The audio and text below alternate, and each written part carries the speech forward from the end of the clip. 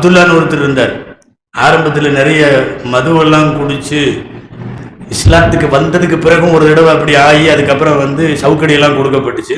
அதை பத்தி ரசூலுல்லாஹ் சொன்னாங்க, ஃபைன்னஹு கான யுஹிப்புல்லாஹ வ ரசூலஹு, அவர் அல்லாஹ்வை நேசிக்கிறார், ரசூலை நேசிக்கிறார்.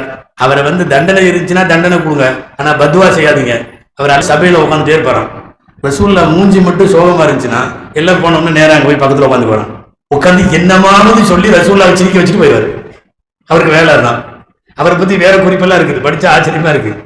வெளியூர் போயிட்டு டின்னு நிறைய தேன் வாங்கிட்டு வந்திருக்காரு. ஒரு டின்னு நிறைய தேன் ரசூல்லாவுக்கு வந்து கொடுத்துட்டாரு. ரசூல்லா உங்களுக்காக அப்படின்ட்டு.